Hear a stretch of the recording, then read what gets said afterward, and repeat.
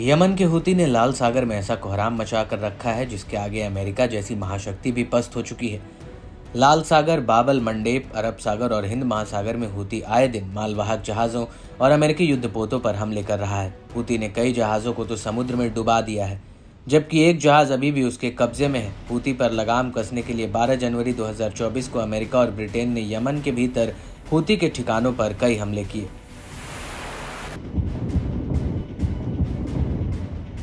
इसके बाद 3 फरवरी 2024 को यमन के भीतर हूती के सैन्य ठिकानों पर हमले हुए। इसके बाद 23 फरवरी 2024 को भी यमन के भीतर कई हवाई हमले हुए और इन हमलों के बाद एक बार फिर से 7 जून 2024 को भी अमेरिका और ब्रिटेन ने यमन के भीतर हूती के ठिकानों पर 6 एयर स्ट्राइक की।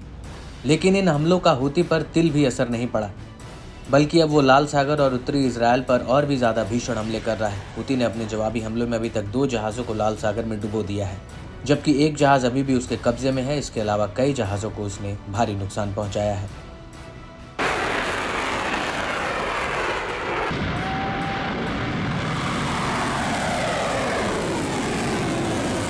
लेकिन हूती पर एक बार फिर से लगाम कसने के लिए अमेरिका और ब्रिटेन ने 17 जून 2024 को यमन के भीतर हूती के ठिकानों पर कम से कम 6 हवाई हमले किए।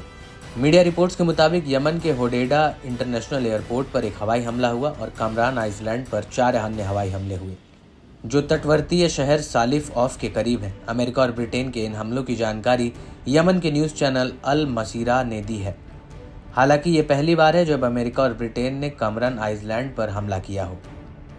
दरअसल यमन की अंतर्राष्ट्रीय मान्यता प्राप्त सरकार का कहना है कि पिछले हमलों में हूती ने कामरान आइलैंड और पोर्ट सैलिफ का इस्तेमाल लाल सागर में हमलों के लिए किया था।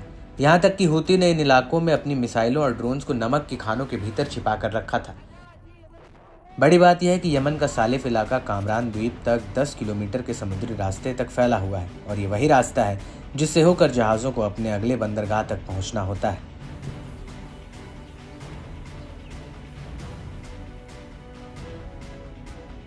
और इसकी अहमियत को ध्यान में रखते हुए ही अमेरिका और ब्रिटेन ने हमले के तौर पर इस इलाके को चुना है। लेकिन इस पूरे घटनाक्रम के बीच एक बेहद ही चौंकाने वाला खुलासा हुआ है। वो ये है कि हाल ही में हूती ने लाइबेरिया झंडे वाले ट्यूटर और वर्बेना मालवाहक जहाज़ पर हमला किया था और जब यह हमला हुआ तो उस वक्त ट्यूटर जहाज़ के आसपास रूस, चीन और ईरान के नौसैनिक जहाज़ मौजूद थे और हमले के वक्त ट्यूटर जहाज़ ने इससे मदद मांगी थी, लेकिन इनमें से किसी ने उसकी मदद नहीं की। ये जानकारी अमेरिकी रक्षा मंत्रालय की deputy press secretary Sabrina Singh ने दी है।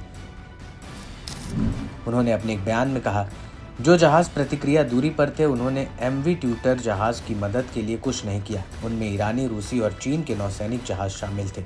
ट्यूटर लाल सागर में था और उसने धीरे धीरे पानी भर रहा था, जबकि वो बचाव जहाज की मदद का इंतजार भी कर रहा था।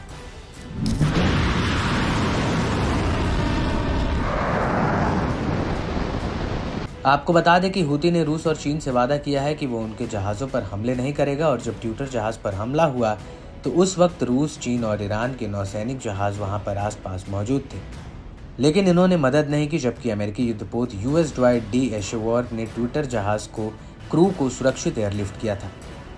हालांकि जहाज़ का एक सेलर अभी भी लापता है। जब वर्बेना जहाज़ के क्रू को कैमैन झंडे वाले अन्ना मेटा जहाज़ ने रेस्क्यू किया था।